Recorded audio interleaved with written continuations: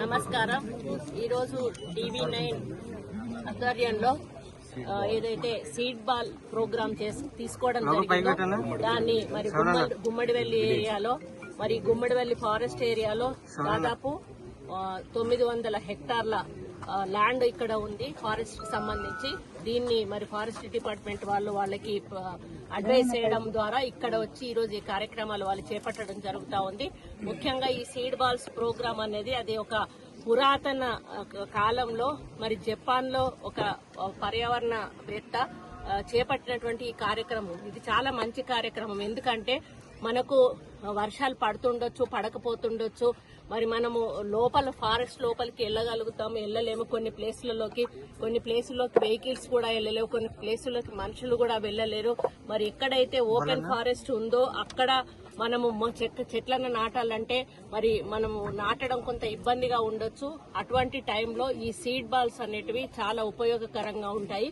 ఈ seed balls ను తయారు చేసే విధానం కూడా ఒక బంకమట్టి ప్లస్ దానికి కావలసిన ఎరువును కలిపి దాన్ని బాల్ లాగా తయారు చేస్తారు.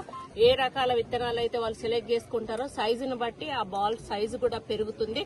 అది ప్రొటెక్షన్ ఇస్తుంది, తేమని ఇస్తుంది, ప్లస్ మళ్ళీ దానికి బలాన్ని కూడా ఇస్తుంది. ఇది మనము ఈ సీడ్ బాల్స్ ఏవైతే ఉన్నాయో మనం ఫారెస్ట్ లో వేయడం ద్వారా అది సీజన్ ను బట్టి ఎప్పుడైతే మొలకెత్తాలో అప్పుడే మొలకెత్తుతుంది. అప్పటి వరకు కూడా దాన్ని సేఫ్ సైడ్ గా ఈ బాల్ అనేది, మట్టి అనేది, బంకమట్టి అనేది దానికి ఆ తేమని ఇస్తూ రక్షిస్తుంది. ఇది మామూలుగా మనం విత్తనాలు చల్లినట్టయితే పక్షులు అవి ఇవి తినే అవకాశం ఉంటుంది. సీడ్ బాల్స్ లో ఉన్న విత్తనాలు అవే రక్షణతో ఉంటాయి. అవి ఎప్పుడైతే వర్షం పడుతుందో అవి అప్పటికి ఆ తేమను పడంగానే అవి విచ్చుకొని ఒక మొక్కలాగా బయటకు వస్తాయి. దాని ద్వారా ఎక్కువ థిక్ ఫారెస్ట్ ను మనము పెంచేటువంటి అవకాశం ఎక్కువగా ఉంటుంది. కాబట్టి మనం ఈ పద్ధతిని ఉపయోగించుకోవడం అంటే మన మనుషులు పోని చోట, వెహికల్స్ పోని చోట, ఇటువంటి చోట ఎక్కువగా యూజ్ చేయడానికి అవకాశం ఉంటుంది. నేను ఈసారి మా డిపార్ట్మెంట్ వాళ్ళకి చెప్పాను కానీ వాళ్ళు ప్రిపేర్ చేయలేదు. నెక్స్ట్ టైం మేము కూడా తప్పనిసరిగా దీన్ని ఒక ఎయిమ్ లాగా తీసుకొని మరి మనం ఎక్కడైతే ఓపెన్ ఫారెస్ట్ సెంటర్ లో ఉంటుందో అక్కడ మనం పోలేని ప్లేస్ ఉంటుందో తప్పకుండా మనం హెలికాప్టర్ ద్వారా కూడా వాటిని వేస్తే అది మంచి మొలకెత్తి థిక్ ఫారెస్ట్ అయ్యేటువంటి అవకాశం ఉంటుంది. కాబట్టి మనం ఫారెస్ట్ ను రక్షించుకోవాలి, ఫారెస్ట్ ను కాపాడుకోవాలి, ప్లస్ ఫారెస్ట్ ను ఇంకా ఎక్కువ మరి పెంచాలి. పెంచినప్పుడే మనకు మన ఏదైతే ఉందో మన జీవ వైవిధ్యం కూడా ఉంటుంది, బయోడైవర్సిటీ అనేది కూడా కాపాడబడుతుంది.